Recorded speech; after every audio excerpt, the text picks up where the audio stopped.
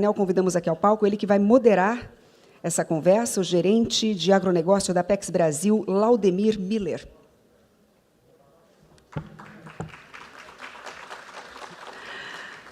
Seja muito bem-vindo, senhor Laudemir. Vamos dar sequência convidando os debatedores. A CEO da Fazenda Floresta, Roberta Bertin.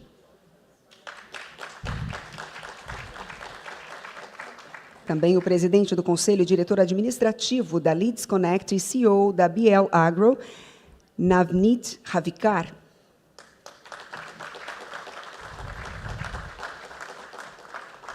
A diretora de Relações Institucionais do IBRAF, Instituto Brasileiro de Feijão e Pulses, Nájila Souza. O cofundador e diretor executivo da Nanofert, Ritesh Sharma.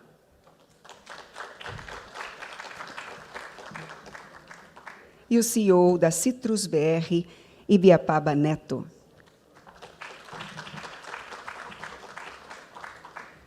Muito bem, sejam todos bem-vindos, sejam todas bem-vindas.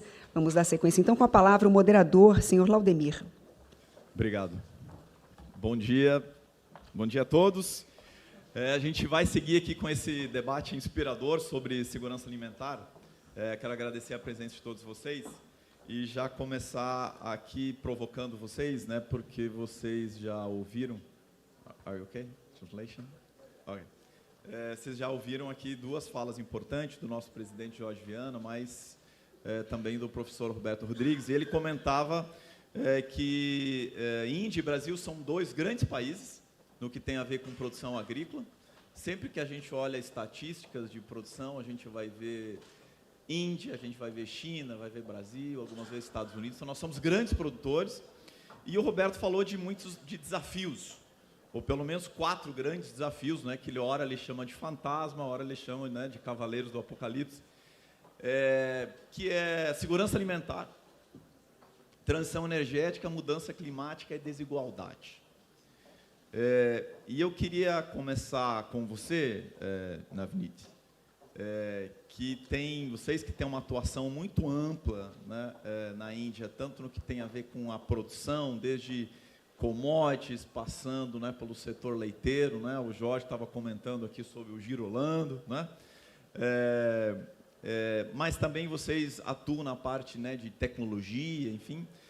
Como que vocês veem, né, isso que foi comentado aqui, sobre esses grandes desafios que hoje o mundo tem e como que Índia e Brasil podem trabalhar junto, podem cooperar para esses grandes desafios. E aí eu vou tentar estabelecer aí um tempo de uns 3 a 4 minutos, que a gente já está um pouco adiantado aqui, para ter oportunidade para que todos comentam. Então, Navneet, por favor, seus comentários sobre esses grandes desafios. Please. I think it's working. Yeah.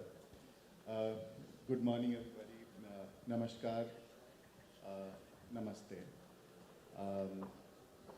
Thank you for having me here. So we, as a country and as two very vibrant countries, India and Brazil, we have a lot in common, although it does not look like it. And there are 2 very stark realities that we need to first outline. We all know that. In area-wise, Brazil is 2.6 times India, right? And in population, Brazil is 210 million people. We are 1.4 billion people. Yeah. So this is the context of our cooperation and understanding. And what we feel is that the way we want to project ourselves, both India and Brazil, we both want to be the food baskets of the world, right? We want to produce for the world. And for that, I think the collaboration in terms of food security, and these 2 countries are in the best position to bring that food security to the world. We can make for the world. And the collaboration that we can do together in different fields can actually create that value, and we can create that value chain that is required to produce for the world. Now, the issues what we face is something that is more stark and understanding, because Senor Rodriguez actually, when he was giving his speech, he was talking about the fact that we should look at the future and how we can look at food security as a solution. And what I feel is that we have created that ground, Apex Brazil, the BRICS, we have created that ground, we are here, the Brazilian businessmen are going to India. But what we need to create is a more business, not talks, you see. So we need to create that value chain that creates value for the people. And look, the business, there is food security, but there has to be, along with that, nutrition security, as well as a profitability for the businessmen who are working together. And I think we are working in the right direction, and we'll definitely see things. You are making me nervous with that. Sorry for that. So I think I'm well within time, right? So More or less. more or less. Okay, so I think we are there, and when we come around, I'll give you a bit more of a context. Yeah. Okay. Thank you. Roberta, seguindo aqui com você, vocês têm uma atuação, né, isso que o Jorge estava comentando, né, vocês têm uma atuação forte aí num dos nossos zebuínos, que é o GIR, né, com produção de leite, mas também com muita tecnologia. Como que vocês, a partir de uma fazenda, a partir de uma produção, como é que vocês encaram em ver esses grandes desafios globais aí que o Roberto comentou, e como que vocês veem essa relação de cooperação Brasil com Índia, Índia-Brasil? Bom dia a todos. Sou a Roberta Bertimbar, sou produtora de leite no interior de São Paulo, Lins. E quero agradecer aqui o convite do Sr. Jorge Viana, que me convidou para estar aqui, contar um pouquinho da história, a história que mudou o Brasil, né? E essa cooperação Brasil-Índia é muito antiga. Há mais de 100 anos, exatamente 105 anos atrás, quando os brasileiros buscaram aí 6 raças da Índia. Lá oficialmente tem 40 raças. Nós fizemos 6 e fizemos 3 cruzadas. Mas a mais importante, para mim, sou selecionadora do gir leiteiro. O gir leiteiro mudou a história do país quando cruzou com o holandês, formando o girolando, que é uma raça hoje que produz leite aqui no Brasil, e 80% vem dessa origem, né?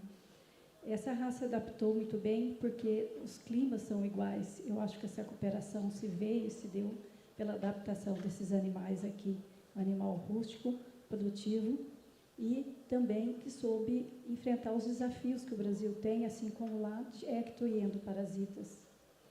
E assim foi desenvolvendo. Também as associações de raça do Brasil fez um belo trabalho, atualmente também, juntamente com a Embrapa, dentro da BCZ, que são os animais registrados, desses zebuínos indianos, tem as associações de raça, no caso, eu sou diretora do gir leiteiro, Associação Brasileira do Gir Leiteiro. E nós fazemos um melhoramento de escolha dos melhores animais, dos melhores touros, e estamos avançando.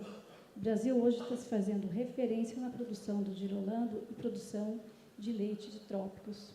Temos exportado para bastante países com o clima igual do Brasil, como a África. E essa agora são com a Índia, voltando à história, mesmo que às vezes retornando um agradecimento, né?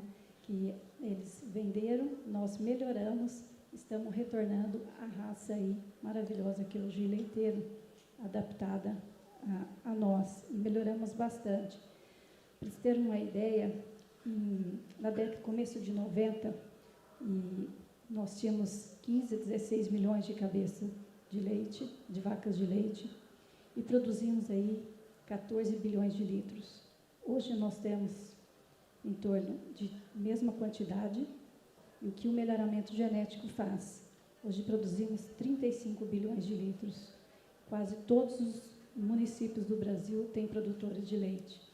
E empregamos mais de 4 milhões de pessoas. É uma produção, e o alimento que mais produz e consome no mundo é o leite, que também gera muito emprego e, com essa produtividade melhorada, gera sustentabilidade, né? Então, o desafio que temos agora, estamos fazendo, juntamente aqui com a Navnit, exportação de embriões, e aí vai levar a genética pronta para a Índia, né, melhorada. E o que eu gostaria de um desafio é que a gente pudesse... Hoje nós estamos exportando somente gir leiteiro e não gir Holanda. Se vocês quiserem guardar esse desafio para depois, na segunda rodada, mas só dar um resuminho e a gente vai adiante, depois a gente volta aqui e fala dos desafios. Mas pode só anunciar rapidamente. Sim, porque atualmente estamos exportando a raça pura, gir leiteiro, totalmente zebuíno, mas também gostaria de enviar o gir Holanda. Tá certo. Essa história realmente da pecuária, ela é impressionante, né? Ou seja, o quanto a importância que tem, né, a genética, né, que o Brasil trouxe, melhorou, adaptou, e o quanto que isso está na base hoje da nossa produção. Mas tem um outro setor, né, Nájila, e eu já trago aqui para você, que a gente está, né, que tem uma relação muito importante, que é o setor de feijões, grãos secos e pulses. Você que está nessa área, né, que conhece bem de perto, tem uma relação muito importante com os indianos, como que vocês veem esse desafio, né, que o Roberto colocou aqui, da segurança alimentar, transição energética, e a cooperação e essa complementariedade, né, que o Roberto também colocou, de Índia e Brasil?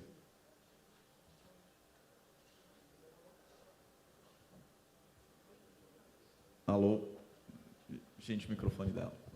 Oi, bom dia a todos. Isso aí tá.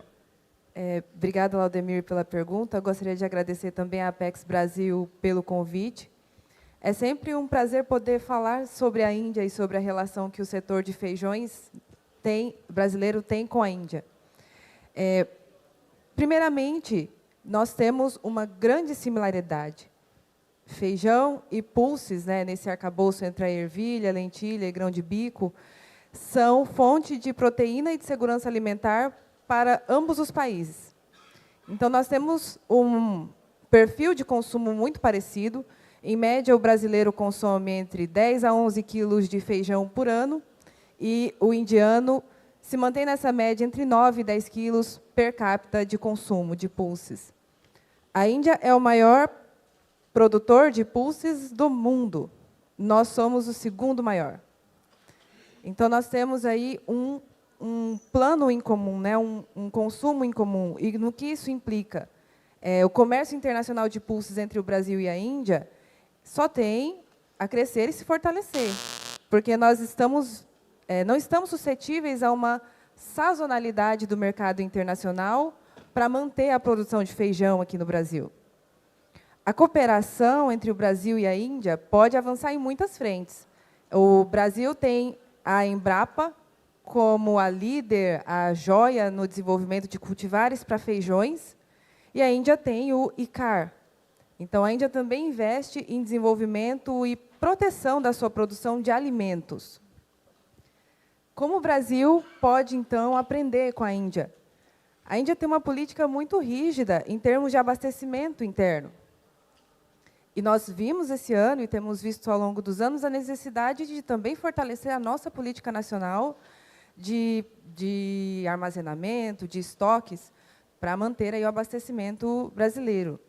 E aí eu falo especificamente de feijões, mas outros setores também são afetados por esse tema. A Índia possui um déficit de produtividade em pulses e outras culturas. E nós conseguimos, ano a ano, evoluir nesse sentido. Então, existe também essa possibilidade de trocarmos tecnologia, né? E o painel anterior falou muito em tecnologia, mas a tecnologia vem na medida em que a sociedade está alimentada, e aí as cabeças podem pensar, né? Nesse momento aqui, mais de meio-dia já, está todo mundo pensando ou numa feijoada ou num dal, pelo menos. Então, a partir disso, O Brasil e a Índia têm muito a cooperar, muito a crescer, e o nosso comércio tem avançado muito nos últimos 4 anos. Do ano de 2023 para 2024, as exportações de pulses do Brasil para a Índia aumentaram em 191% em volume. E aí, na segunda rodada, eu vou falar por quê. Obrigado. Eu vou deixar o Hitesh por último, aí depois eu explico por quê. E eu queria passar para o Ibiapaba. Eu sei que é do setor aí de suco, né, de citros, e aí é mais um exemplo, né, de como nós somos grandes e como nós somos próximos, né? Brasil, Índia e China são os principais, os grandes produtores de frutas do mundo. Nós somos o terceiro, mas somos só o 23º, o 24º exportador de frutas, né? Então a gente tem muito para crescer. Como que vocês veem, né, as possibilidades, oportunidades, como, né, quem está na fruta, mais especificamente no suco, vê essa relação, né, dessa bebida, né, tão saudável, tão importante, né, dessa relação, né, dessas possibilidades, dessa cooperação no que tem a ver com segurança alimentar, nutrição, entre Brasil e Índia? Bem, bom dia a todos e todas. Namastê. É um prazer estar aqui. Obrigado pelo convite, Laudemir, presidente Jorge. Uma responsabilidade estar aqui depois do nosso sempre ministro Roberto Rodrigues, mas vamos em frente, né? Bem, a relação Brasil e Índia, em termos da indústria de suco de laranja, ela é uma dessas relações que ela tem de tudo para que ela possa se desenvolver muito e muito mais nos próximos anos. Note só, o Brasil é o maior exportador de suco de laranja do mundo, tem 75% do mercado global dessa bebida. A Índia é o maior produtor mundial de manga e do purê de manga, que seria o equivalente ao suco de laranja no mercado internacional. Então, cada um, dentro do seu cada qual, já vem fazendo desse mercado das bebidas, de sucos, né, um importante lugar para o seu desenvolvimento externo, porque a fruticultura ela é um dos setores, isso no mundo inteiro, que mais gera empregos por hectare, que mais renda traz para a agricultura. Então, nesse sentido, Índia e Brasil, cada um no seu cada qual, já fazem um trabalho importante. Agora, o que a gente pode fazer de forma complementar? O acesso do suco de laranja brasileiro na Índia ainda é pequeno, ainda existe uma possibilidade grande.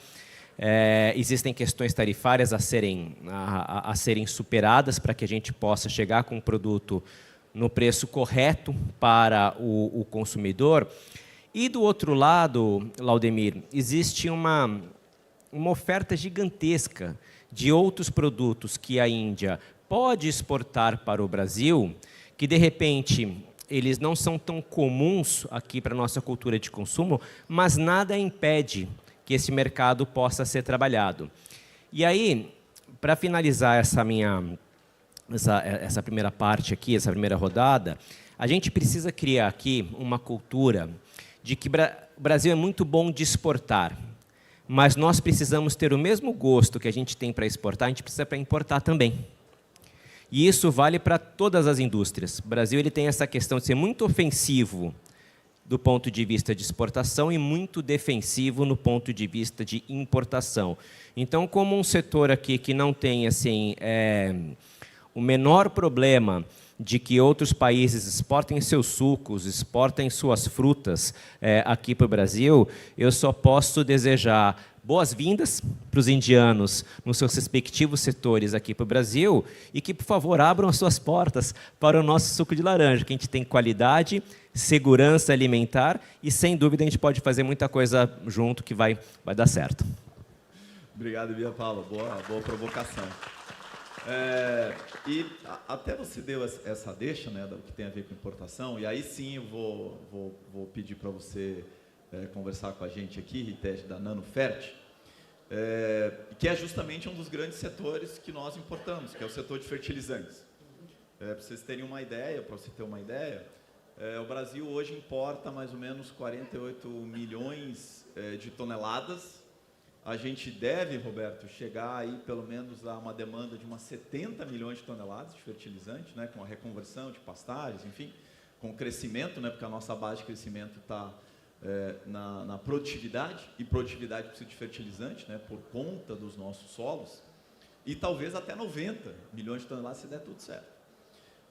E você atua, né, inclusive, né, você vai falar sobre isso, com investimentos aqui, justamente nessa área, que é de fertilizantes, né, onde nós importamos mais de 95% do que a gente consome no Brasil, uma parte importante da Índia, mas vocês têm uma tecnologia inovadora. Então, além de ser a base, né, de tudo isso que a gente falou aqui, né, também com uma nova tecnologia. Conta um pouco para a gente sobre isso, por favor. Perfect. On behalf of Dr. Lakshman, just thanks for the opportunity to be here. When we talk about food security, right, Brazil and India are responsible for feeding 2.5 billion people. 30% of the world population depends on India and Brazil. So when we talk about food nutrition, you cannot talk without India and Brazil on the table. The second part which we talk about is food security is not food security, it's nutritional security. So you need to have iron, magnesium, everything that we humans need. And the best way, if you look at it globally, India and Brazil are kind of the same. Brazil imports 90% of the fertilizers. India imports almost 30%, so the very similar challenges. And what happened under the leadership of our Honorable Prime Minister, Mr. Shri Modi ji, and IFCO, which is the biggest cooperative in India, we have been looking into how to reduce this dependence on import, right? Self-sustainability on production, but dependency on the inputs. And that's where IFCO and the scientists behind it, the leader behind all of this, is really changing the technology. They've been using urea for 60 years. Same urea, same DAP for 60 years with a use efficiency of 30%. So India, under the leadership of Dr. Lakshman, IFCO, which is the biggest cooperative in India, started working back 6 years saying, how do we improve the efficiency? And if we improve the efficiency, how do we decrease the dependence? And they launched nanotechnology, nanofertilizers in a big way that has been very successful. And thanks to India and Brazil partnership and the trust of IFCO, so we've been working on the test. And we talked about a couple of days back, real partnership is not being traders. Real partnership between Brazil and India is enabling technology. And that's what IFCO is doing in Brazil. So we are setting up a plant.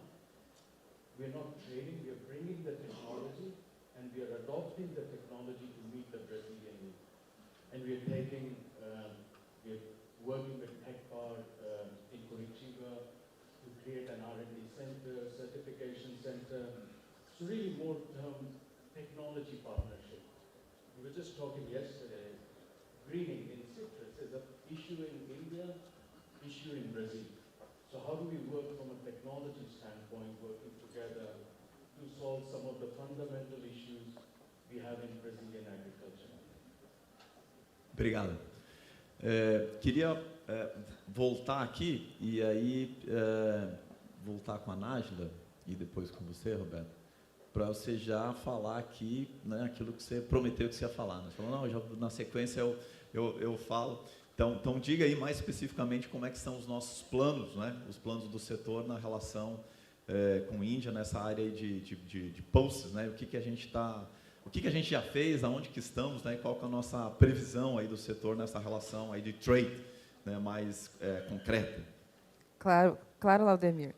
Então, um mercado como a Índia, quando abre uma porta, dá uma oportunidade para o Brasil, ela traz muitas transformações. Então, desde 2022, quando começou o convênio do IBRAF com a Apex Brasil, nós temos mapeado a demanda por feijões que somente a Índia consome.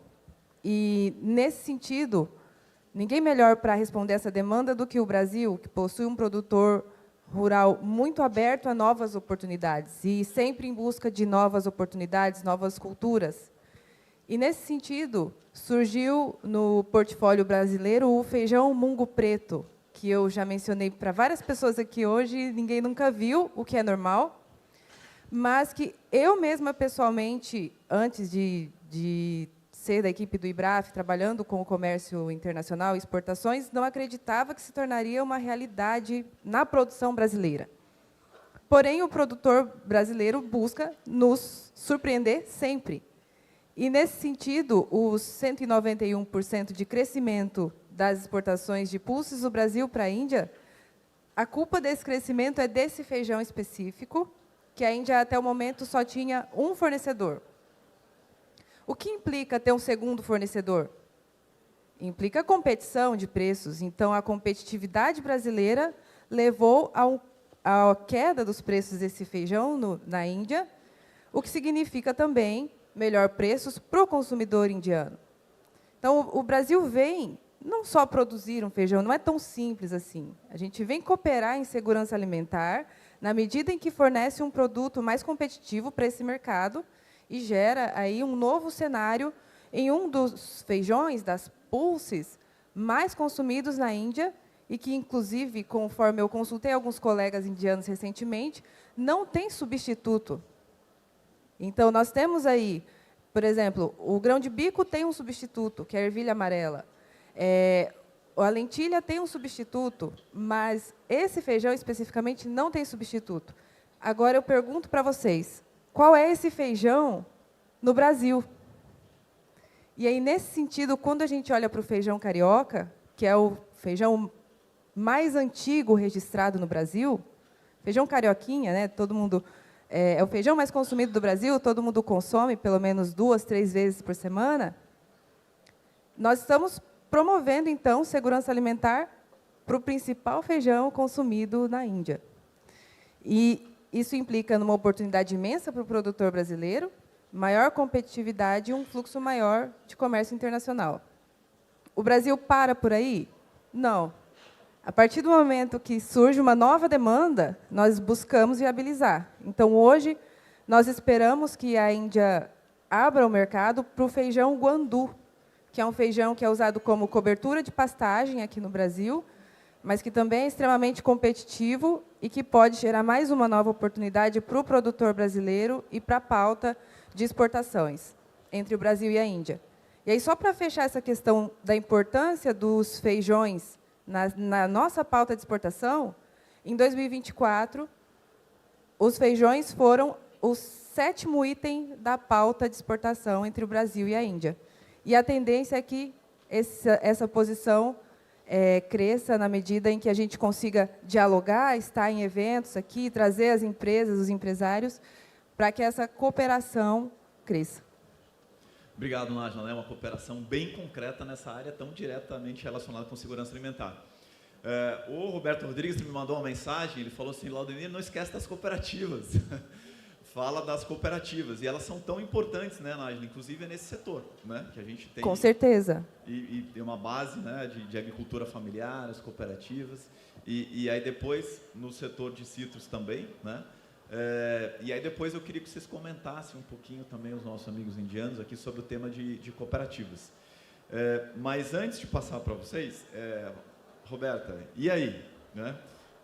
Concretamente, né, como é que a gente pode seguir fazendo essa contribuição, essa relação complementar, né? A tecnologia que veio, né, dos nossos zebuínos para cá, a gente trabalhou, melhorou, e agora tem uma demanda, uma possibilidade de a gente meio que devolver, vamos dizer assim, seguir com essa complementação, né, principalmente no caso de GIR, né, que você está trabalhando tão intensamente. Conta um pouco como é que vai ser e o desafio aí que você estava começando a falar antes. Sim, o Brasil atualmente melhorou bastante de leiteiro. Eu acho que tá ligado, mas está meio baixinho. Pega o meu. E essa troca aí de genética vai ser de grande importância, porque a Índia é o maior produtor de leite do mundo e eles consomem praticamente a única proteína animal, né? E tem essa demanda grande e o Brasil destacou nesse desenvolvimento. Então, uma parceria ali que nós temos hoje, estamos enviando juntamente com a Navnit, a empresa dele, que é ele está fazendo lá uma fazenda modelo, que é Candenu, e vai ser um local de produção e ensinamento de técnica para os produtores indianos. Estamos também montando um laboratório de produção in vitro de embriões bovinos, que o avanço de melhoramento genético é 10 anos acima de uma inseminação artificial. Também, juntamente com ele, estamos implantando um laboratório de genoma, e esse laboratório vai mandar as informações para serem analisadas juntamente com o gado brasileiro, que é o mesmo gado que tem lá. Mas, desse projeto aí que eu estava comentando, também vamos ensinar a parte de manejo e qualidade do leite, os desafios aí da mão de obra para se produzir com qualidade. Atualmente, hoje, eu produzo para a Nestlé, sou a maior produtora da região e de qualidade também. Então, mostrar essa tecnologia, que é uma demanda muito complexa, o leite, para produzir esse alimento. E eles vão ser treinados nesses laboratórios e nesse manejo. E um desafio aí que eu gostaria de pôr, que a gente tem, é que utilizasse as nossas metodologias, juntamente que nós somos ali da associação, com a Embrapa, e seguir o que o Brasil segue nos melhoramentos genéticos, tanto do giro leiteiro, que é analisado o genoma, quanto do girolando. E aí, atualmente, hoje, somente está indo o giro leiteiro. Não é permitido a raça oficial de produção de leite do Brasil, que é o cruzamento do giro com o holandês. Né? Obrigado. Essa é a demanda e esse é o desafio. Mas olha que interessante o quanto que a gente está avançando. E aí eu vou passar a palavra de novo para você, Navnit, porque vocês têm essa atuação aqui, né, nessas parcerias, tem uma atuação muito forte na Índia, tanto nas commodities, no varejo, e também essa parte de tecnologia. Né? Quais são os planos mais concretos? Né? Você falou de desafios, mas quais são os planos mais concretos? O que vocês estão fazendo? Qual que é a expectativa aí de curto e de médio prazo dessa relação de operação, tanto aqui quanto lá, dessa cooperação entre esses dois países tão importantes? Thank you. Hello. Yeah. So we are working on something which is, in the first panel we talked about energy security and transition of energy. So what we are trying to do is something, a mix of both. So we are trying to build something which we are calling Khet Se Kitchen Tak, which means from farm to kitchen. From farm to kitchen. Yeah. So we intend to develop a value chain wherein we have control over the whole value chain, and we can contribute in the whole value chain, including the cooperatives that you talked about. So in India, we have cooperatives and we have pharma producer organizations who actually work in tandem with the private sector, you know, to produce, and we work together. So the understanding is the value chain that we are making, which is an agri-value chain, starting from producing food on the ground to bringing it to our factory, processing it, and packing it and selling it to the consumers. Along with that, we are like in the milk value chain, the way we are trying to collaborate, and we are collaborating very closely with Fazenda Floresta. We are collaborating with other people in Brazil. So the idea is to create a high genetic value cattle, because the average production in India is around 5 liters per cow. In Brazil, it is much higher. And we intend to take from 5 liters per cow to somewhere around 25 to 30 liters per cow in India. So this is the, And this is not only related to food security, it is also related to sustainability, it's also related to per value per cow, it's also related to the enhancement of income for our farmers who are basically marginal farmers. The idea is to collaborate together and create a value chain wherein the farmers are there in the system. So what we are trying to create is set up a system of farm, set up a milk processing unit, set up a feed and nutrition unit, and a CBG unit. So it's a compressed biogas plant wherein, and whatever we produce, we have something called a Satat scheme, which basically is bio of the gas directly can be fed to the kitchens of our homes, you know. And the byproduct, the biggest byproduct, that is in terms of biofertilizer and prompts, can be given back to the farmers who are actually farming for us. So the understanding is to create a clear 360-degree value chain wherein we are not only looking at creating a kind of only 360-degree at one level, but also a complete circular economy where each node earns its money and it's profitable in that segment. That is what we are making. Thank you. Obrigado. Para fechar aqui, NanoFert, a gente está falando de tecnologia, né?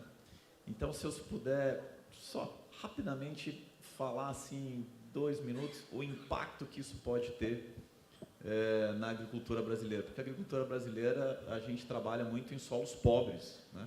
A maior parte, né, da agricultura brasileira é feita em solos pobres, logo a gente precisa de muito fertilizante, mas o NanoFert, né, o nanofertilizante é diferente, ele tem um impacto importante na sustentabilidade e na fertilidade. Explica um pouco rapidamente que tipo de impacto, né, as quantidades que a gente está falando, o quanto que racionaliza o uso e o quanto que pode ser útil para a agricultura brasileira, as tecnologias e investimentos que vocês estão fazendo aqui. Perfect. So I'm here with the brain of nanotechnology in India, Dr. Lakshman, who's been instrumental in driving nanotechnology in India.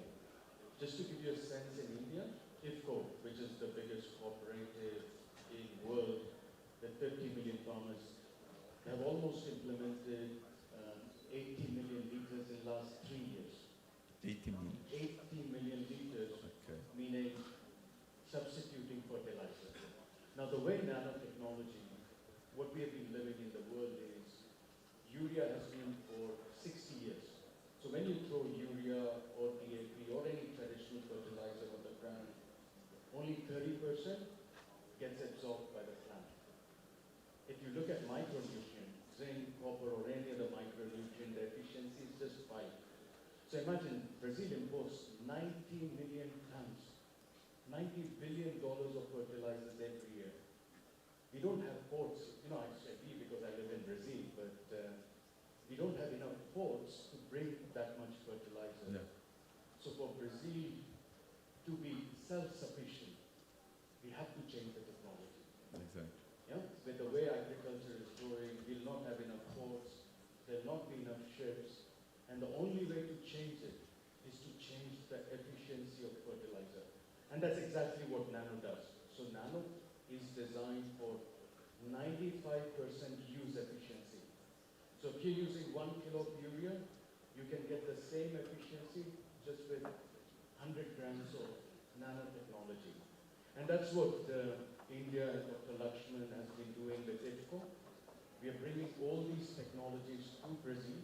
We are setting up a manufacturing plant in Curitiba, and we are excited about not only bringing technology, but training, transforming, and the results in Brazil for the last 3 years have been very fulfilling. And that's all because of the belief the government in India, IFCO, our Honorable Prime Minister had in nanotechnology, nanofertilizer, and how we change agro, not by trading, but by technology.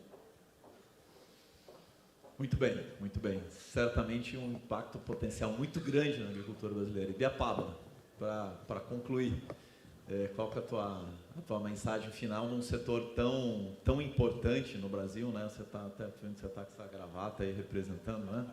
O CITO, o suco de laranja. enfim, que é tão importante, né, que tem uma experiência tão forte de produção e de presença no mundo, né? Como que vocês olham, né? Você já falou aqui, mas uma mensagem final aí do setor em relação à Índia e Brasil. É só ligar que ele funciona, impressionante. Bem, primeiramente, a gente olha com esperança, né? Dizer para o meu colega aqui que o Brasil está na vanguarda da pesquisa do greening, então, por favor, a gente está à disposição para fazer qualquer tipo de cooperação. E, além disso, eu acho o seguinte, acredito, na verdade, Laudemir, nós temos já uma relação estabelecida com um acordo de livre comércio entre Mercosul e Índia. É um acordo pequeno ainda, se eu não estou me enganado, 400 linhas tarifárias, acho que é isso, alguma coisa ao redor disso, a gente tem a presença do Itamaraty aqui. E qual que é a questão do acordo de livre comércio? Ele é difícil de você alcançar, não só porque você tem um número grande de parceiros, aqui no caso do Mercosul, mas é porque o custo de saída dele é muito alto. Então, uma vez que você entra, você não vai sair mais daquele acordo, né? Ele é literalmente um casamento que você vai ter dali por diante. Então, antes da gente aprofundar esse acordo que ele está em discussão constante entre os dois governos, a gente pode fazer algumas experimentações, como, por exemplo, a iniciativa de cotas para alguns produtos com tarifas reduzidas e tonelagens também pré-estabelecidas. Com isso, a gente pode testar os mercados, tanto para o exportador, para que ele entenda qual é ali o interesse daquele mercado pelo seu produto e, acima de tudo, também para que o país que está recebendo aquele produto entenda se ele deve ter algum nível de proteção ou não. Porque a gente também tem que ter essa sensibilidade de entender quais são as questões internas de cada um dos países. Então, do ponto de vista da agroindústria, exportadora de suco de laranja, a gente entende que uma cota de algumas 1.000 toneladas, talvez 10.000 toneladas, a uma tarifa reduzida próxima de 5%, talvez seria ali uma boa iniciativa para a gente ver se a gente quer namoro, noivado ou casamento, entendeu? Porque amizade a gente já tem. Então, no final das contas, acho que a gente tem uma terra fértil aí para conduzir essas conversas e pode ser, inclusive, aqui com nanofertilizantes, viu? Ótimo. Gente, muito obrigado pela participação de vocês. Eu acho que a mensagem aqui é muito clara, né? Somos dois grandes países, né? Temos uma tarefa muito importante na segurança alimentar e nos outros desafios, né, de transição energética. E aí eu queria, né, reforçar a fala que você fez, né, que você falou que nós, né, os dois países alimentam 30% da população mundial, né?